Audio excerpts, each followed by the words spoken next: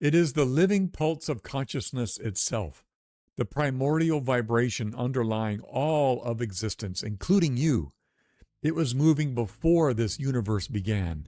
It is moving now, in this moment, as you read these words. And it announces itself differently to everyone. The blue light of consciousness, the same light that Tukaram Maharaj saw as a divine vision, the same light that meditators in every tradition have encountered at the threshold of the infinite, does not arrive in a single form. It moves through the filter of the mind that receives it. A practitioner steeped in the yogic tradition may first encounter it as a soft pulsing point of blue light behind the forehead. A Christian mystic may see it as a divine fire described by the Desert Fathers. A Tibetan practitioner encounters it as a thigli, the luminous drop at the heart of awareness.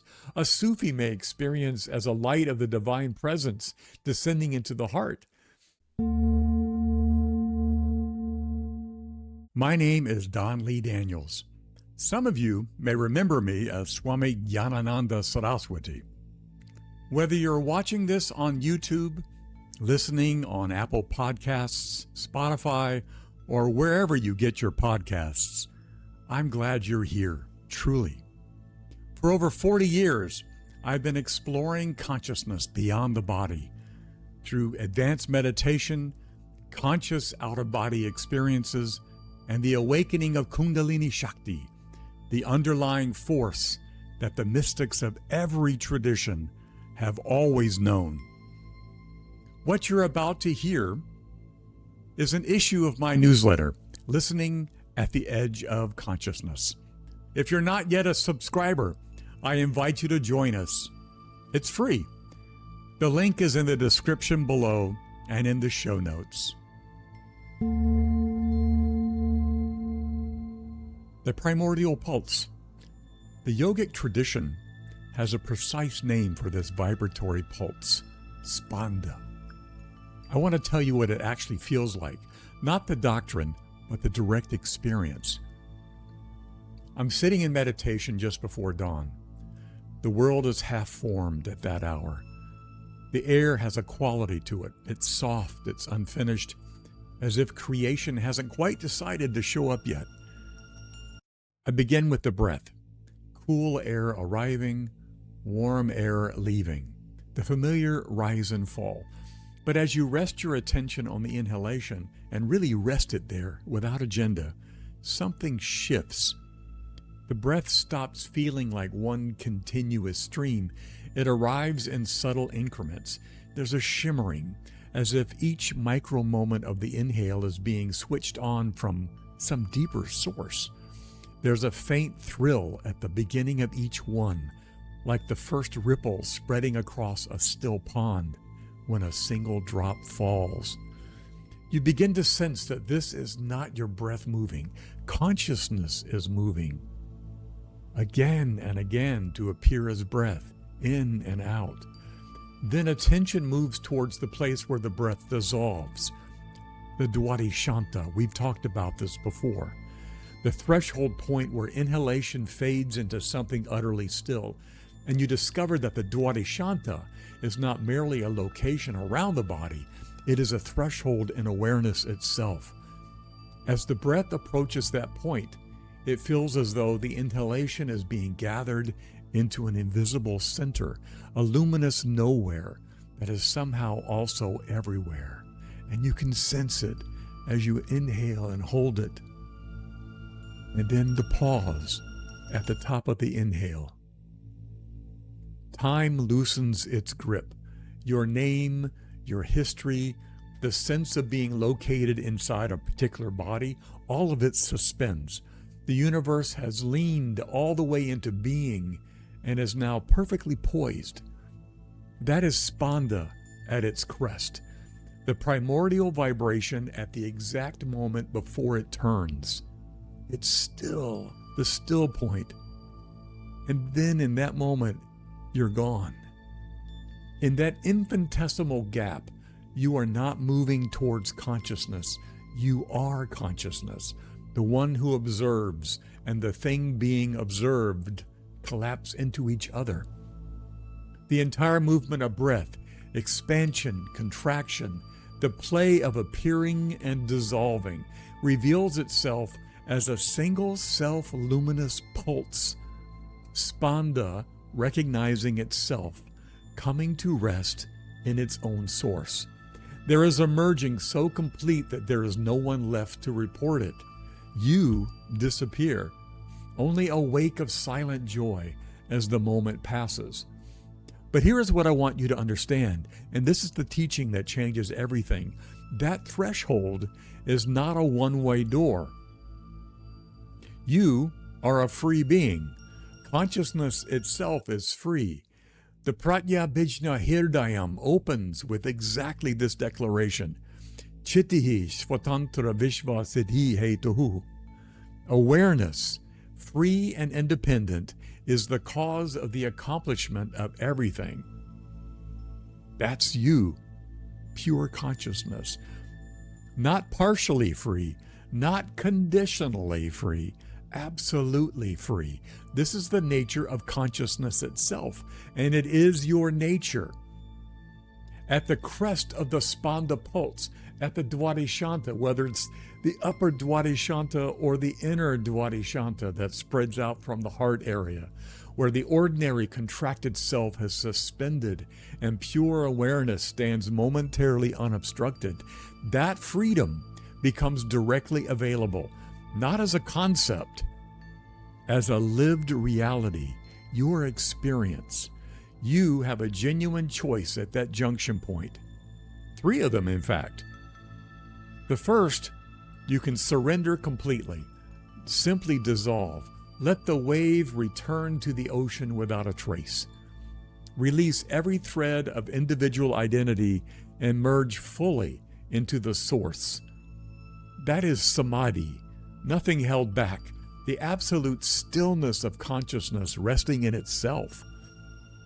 The peace that the mystics of every tradition have pointed towards and struggled to describe.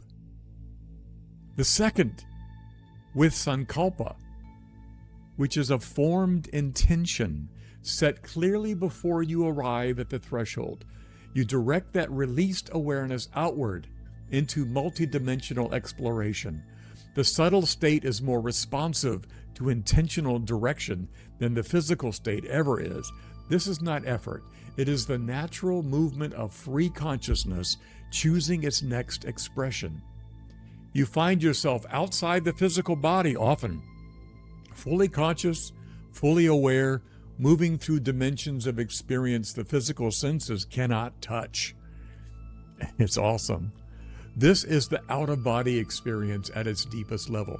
Not an anomaly, not an accident, a free being exercising your freedom. The third way, you can arrive at that threshold with a specific sankalpa, a specific person you wish to encounter, a question that needs answering, a place, a dimension, an experience you intend to explore. The NST, the Nondual Shaiva tradition, is very explicit. Consciousness in the subtle state is extraordinarily responsive to intentional direction. What requires enormous effort from the contracted self becomes effortless at this threshold, because you are no longer operating from limitation. You are operating from the source itself. It's incredibly powerful at that level. This is the absolute play of consciousness, not a metaphor, but the living reality of what awareness does when it knows itself as free. Every experience, every dimension, every state of being is available to it. The entire universe arises within it and returns to it. And at the crest of that Spanda pulse, in that infinitesimal gap between one breath and the next, you touch the same freedom. The Shiva Sutras name the one who has fully recognized this. The Shiva Sutras say, Siddhaha Svatantra Bhavaha. An enlightened being lives in absolute freedom. This is the destination toward which every practice in this tradition points, not as a distant ideal, as the recognition of who you already are. The Siddha, the enlightened one, does not acquire freedom. The enlightened one recognizes that freedom was never absent. At the dvadashanta, in that suspended moment at the crest of the primordial vibration, you are touching that recognition directly. The threshold is a glimpse of what full pratyabhijna, full self-recognition, would make continuous. This is what Mark Dyskalski spent a lifetime illuminating, not Spanda as a philosophy, but as the living pulse of a consciousness that is inherently, irreducibly free. His 2-volume scholarly treatment, The Doctrine of Vibration and the Stanzas on Vibration, both SUNY Press, remains the definitive academic study of this teaching in English. At least I think so. Dyskalski, who sadly passed away in February of 2025, after decades of preserving these texts, gave the Western world the scholarly architecture to understand what the practitioners had always known directly. The Spanda Karikas, the stanzas on vibration, one of the foundational texts of Nondual Shiva Tantra, teach that the entire universe arises from a single primordial vibration, not a metaphor, as a direct description of what is actually occurring. Consciousness moves, reality appears, consciousness stills, reality dissolves. The cycle is continuous, happening right now at every level of existence simultaneously, from the quantum field to the stars to the breath moving in and out of your body, 21,600 times a day on average. Spanda is that movement. It is not something consciousness produces. It is what consciousness does when it knows itself. The blue pearl, that blue orb of light, which we have explored in the last few issues, lives at this same threshold. Consciousness at rest before the primordial vibration moves. The moment Spanda pulses, the blue pearl, that blue orb, that blue light, becomes the universe. And the vibratory state you feel at the OBE threshold, in deep meditation, or when the Kundalini begins stirring at the base of your spine, that is Spanda becoming perceptible. You are not having an unusual experience. You are feeling the universe arise. And at the crest of that arising, you are free to choose what comes next, because you are a free being. And the blue pearl itself is not merely a point of light that appears in meditation. It is the vibratory field of consciousness, Sat Chit Ananda, pure existence, pure consciousness, pure bliss, permeating everything that exists.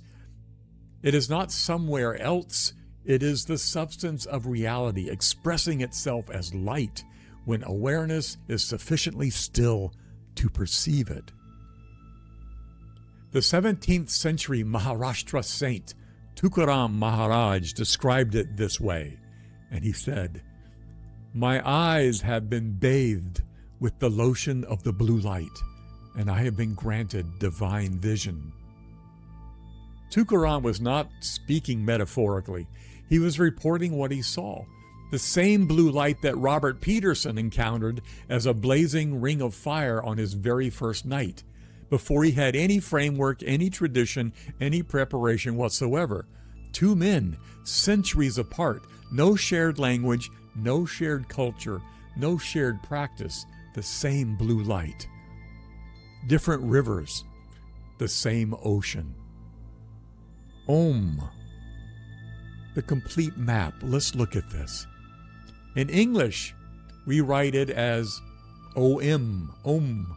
But the fuller rendering, the one that carries the actual teaching inside the word, is AUM, Om. 3 letters, 3 states of consciousness, a complete map of reality hidden inside a single sound. The A or A is the waking state, the world you see when your eyes are open, right now. Everything your senses can touch, the most outward expression of consciousness. The you, pronounced oo, is the dream state, the interior world, the realm of subtle experience that lives between the full waking and the deep sleep. This is the territory of the Tantra state. This is the threshold, the state, where we and I do much of my work. The im, the hum that closes the sound, is deep sleep, dissolution, all content falling away into undifferentiated stillness, form returning to the formless. And then the silence after the im or the hum fades away. That silence is the fourth, turiya, if you can stay focused.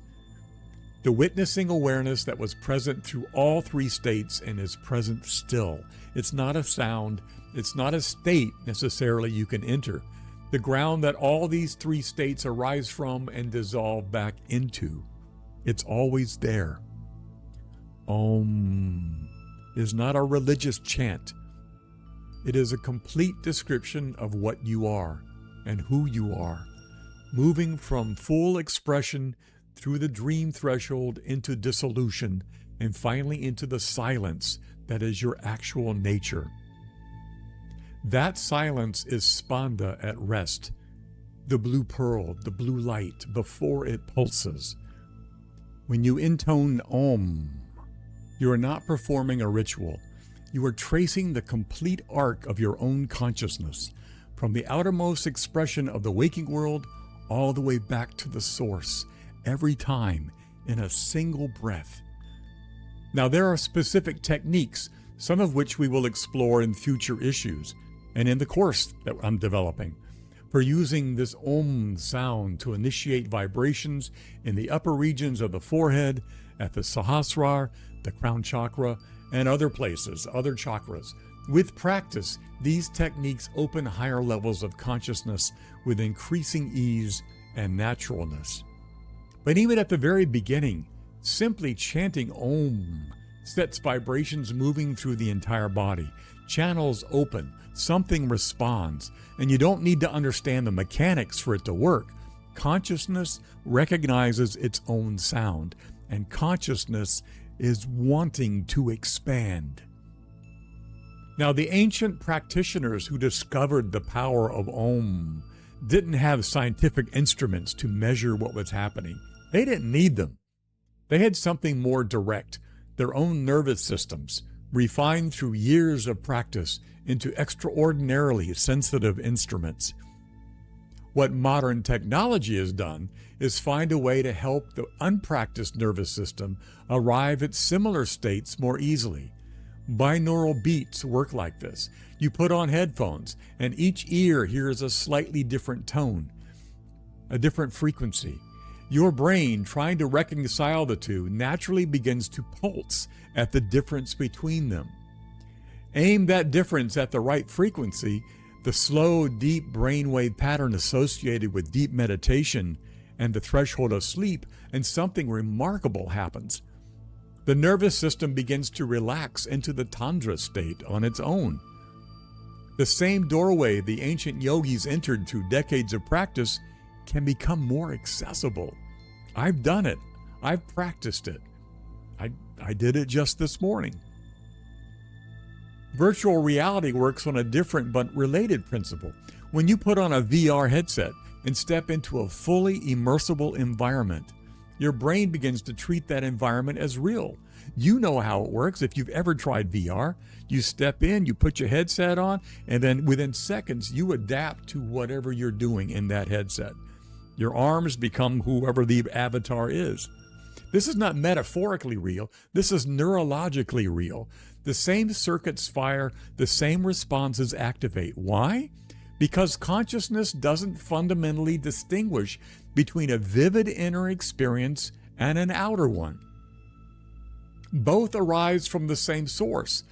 The yogic tradition knew this thousands of years ago. It is the heart of bhavana teaching, the understanding that consciousness brings into being what it fully inhabits. VR, virtual reality, is simply the technological confirmation of what the meditators already knew. And this is only the beginning. Neural feedback systems, immersive environments designed for meditation, AI-assisted tools that learn your individual's nervous system's patterns. The technology emerging right now is moving in one direction, toward giving more people easier access to states that have always been available, if they choose to do so. But I want to be clear about something, because I have always been clear about this. Technology is there to enhance consciousness. It does not replace practice. It is never the whole answer. Think of it like a flute or a guitar.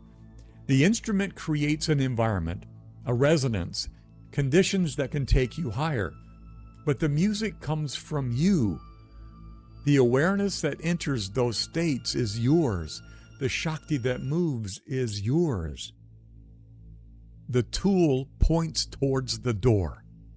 You still have to walk through it.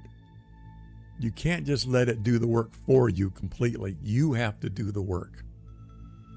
So, what do you do when the vibrations begin?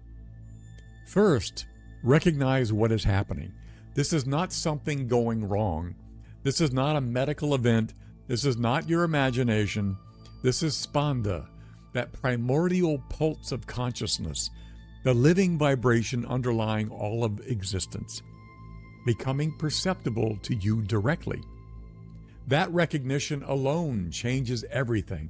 The moment you know what it is, fear has nothing to grip. Second, don't chase it. The moment you reach for the vibration, if you try to control it, try to direct it, it fades. The ego cannot drive this force. It can only be carried by it. So just let go. Let it carry you. What works is this. Place your attention on the vibration wherever it appears. The base of the spine, the forehead, the crown, wherever you first feel it. Just rest your awareness there gently. Not grasping, not pushing, just present.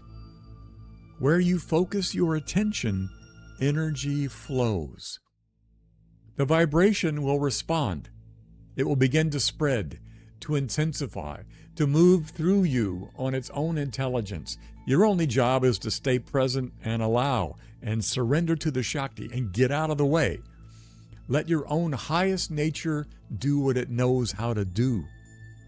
Over time, with consistent practice, what once felt extraordinary becomes familiar. What once required effort begins to arrive on its own. The threshold lowers. The vibrations become more accessible, more welcoming. And then it begins to happen more and more often.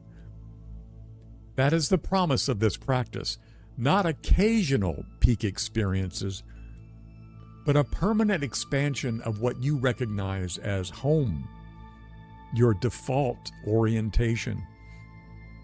Now, what I've shared here is just the beginning, the recognition of Spanda, the surrender to it, the understanding of what it actually is, but there is so much more to explore.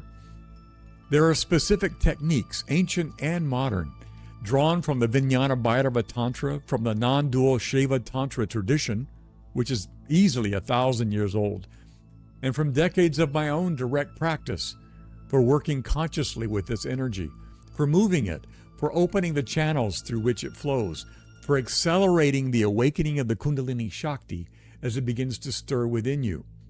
And we'll go deep into these techniques later in future issues and in far greater practical detail into the courses I'm developing, where you will have the opportunity to work with them directly, night by night, in your own practice. For now, though, the most important thing is this. Understand that the energy is real. It is already within you. It has always been within you. And the moment you stop arguing with that fact, the moment you simply allow it, it begins to move. Spanda is not something you will one day achieve. It is the living pulse of consciousness itself, the primordial vibration underlying all of existence. It is the living pulse of consciousness itself, the primordial vibration underlying all of existence, including you. It was moving before this universe began. It is moving now, in this moment, as you read these words. And it announces itself differently to everyone. The blue light of consciousness, the same light that Tukaram Maharaj saw as a divine vision, the same light that meditators in every tradition have encountered at the threshold of the infinite, does not arrive in a single form. It moves through the filter of the mind that receives it. A practitioner steeped in the yogic tradition may first encounter it as a soft pulsing point of blue light behind the forehead. A Christian mystic may see it as a divine fire described by the Desert Fathers. A Tibetan practitioner encounters it as a thigli, the luminous drop at the heart of awareness. A Sufi may experience as a light of the divine presence descending into the heart. You already know what this looked like for Robert Peterson. A blazing ring of blue fire on his first night, with no framework to receive it. This is a systematic path of consciousness expansion. Not a single peak experience to chase, not an accident of sleep, a real discipline built from the same three core areas that ground everything I teach. Advanced meditation, conscious out-of-body experience, and Kundalini Shakti awakening. Three modes of the same deepening, each one capable of carrying you further into what you actually are and who you are. As the nervous system becomes more refined, the channels more open, the capacity to receive greater, the light begins to reveal itself more fully for what it is. The fire settles into a blazing orb of pulsating light. Not a small thing. The infinite potential of the universe itself shining through, so vast and so bright that it must temper its own radiance simply to be seen at all. Now, as you grow closer to it, as your capacity to receive it expands, it grows brighter still, and there is no edge to it, no boundary where the light stops, only more light the closer you come. I call it the blue pearl because at its smallest, most contained appearance, that is what it resembles to me.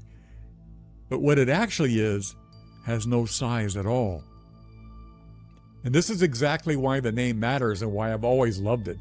The infinite light of the universe, blazing forth in its full nature, is almost impossible for the mind to grasp. But an orb of light, shaped like a pearl, that the mind can hold, that is something to look toward, to focus on, to enter. And this is bhavana, the contemplation that brings its own object into being. And here's the part most people never grasp. The mind does not distinguish between a genuine bhavana manifestation and what we call ordinary reality, because at the level of pure consciousness, they are not different things. What the mind can conceive and hold steady becomes real.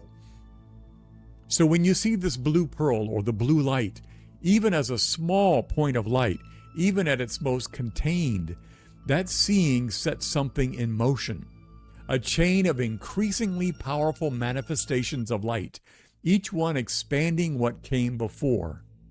Surrender to it, and it keeps expanding, further than you expect, further than feels possible, until there is no longer a pearl, no longer a tiny dot, and you no longer a you watching it, only the recognition that you are nothing but that light. And that light, in my experience, is blue. Whether it appears as a single point no larger than a dot, a glowing pearl, a blazing ring of electric blue fire, or a shimmering radiance with no edge, stretching to the boundaries of the universe itself, it is the same light, met at different distances. This is the whole movement of the practice, changing your perception of yourself from a limited human being into a being of light. And when you finally accept it, when you recognize, not as a concept, but as a direct experience, that you have no boundaries, no human form, no form at all, only light, your mind gets absolutely blown away. And I can tell you that from direct experience. And what rises in its place is joy. Not borrowed joy, not the idea of joy, the joy of what you actually are, finally permitted to show itself. And then you return. The body calls you back, the way it always does, and you shrink back into human form while you're still here on earth. But something doesn't fully leave after these experiences. The residual effect of that light remains. It continues. And this is how you begin to see light everywhere, even, it seems, through your physical eyes. What is actually happening is that you're looking through your ajna, the third eye, even while your attention rests on the physical world in front of you. The seeing changes. And this has happened to me. It continues to happen. There's a saying that a mind once truly stretched by a new idea never returns to its original dimensions. And I would take that further. When the mind explodes into light, there is no going back to seeing, feeling, and functioning as a limited human being you once were. The door does not close again.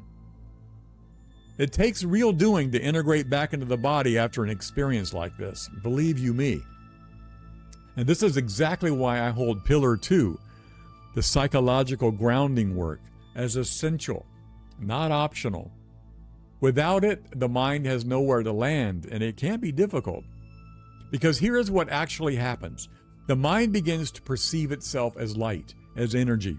The pulsations of thought, emotion, every idea that moves through you, none of it registers any longer as a small, local, personal experience. You recognize that the universe itself is expressing through you, not only light, everything. And the mind keeps expanding with no edge to stop it. I remember this happening to me directly. After my own Kundalini explosion at 19, I returned to the University of Florida on fire to find a teacher. And not long after I finally did, I took sannyas, which is becoming a swami, my formal vows of monastic renunciation, receiving my first initiation into that life, and my mind felt scrambled, almost discombobulated. I remember asking myself over and over, who am I? Who am I? And when the answer finally arrived, it wasn't a thought. I was light, I was love, I was pure consciousness, Sat Chit Ananda. And yet I could still live, still laugh, still function in the world, just not in the same way I had before. I remember what those days actually felt like. I could close my eyes at night and feel energy flowing through me and simply lift off into multidimensional worlds, flight after flight through realms I had no language for. And then I would come back, wake up in the ashram in the same body, now with a shaved head and ochre robes, answering to a name I had not been born with, Swami Jnanananda Saraswati. And I would think, I'm just a being of light, hanging out in this human body. Everything was funny to me. Everything was happy. I could embrace the whole of life without needing it to be any different than it already was. It was an extraordinary time. And I still wonder sometimes what the people around me made of this strange, impossibly happy young man. But I still had to function in this world, so I had to find my way back, deliberately, with effort, to a place where I could live as a human being on this planet again. Now, there are some funny stories from that period, and some strange ones. From the stretches when I seemed to have no mind at all, I wasn't thinking, I wasn't worrying, I was simply full of joy, full of happiness, with nothing left to be concerned about. I was in bliss. And yet, as I grew older, I had to learn to pull myself back, to find a way to hold both worlds at once. And so I learned to live in both worlds. And that is the actual teaching here. Not how to escape into the light and stay there. How to live fully human, fully grounded, while never forgetting who you actually are. When the vibrations begin, and they do not arrive the same way for everyone, something extraordinary becomes possible. You may find yourself outside the physical body, Below you, you look down and you see your sleeping form lying still and quiet, and you're above it or beside it in a body of light, fully conscious, fully aware, seeing in ways the physical eyes never could. In that moment, you will know what it is, not because you've read it here or heard it here, because you will recognize it. Something in you already knows this. It has been with you longer than this body has. And that recognition is what this entire project exists to give you. So remember, direct experience reshapes your reality. Whether it's an out-of-body experience, whether you're in deep meditation, whether you're experiencing moments of Kundalini awakening and moments of ecstasy, those experiences reshape your reality. And you can learn how to access these states of consciousness deliberately and at will.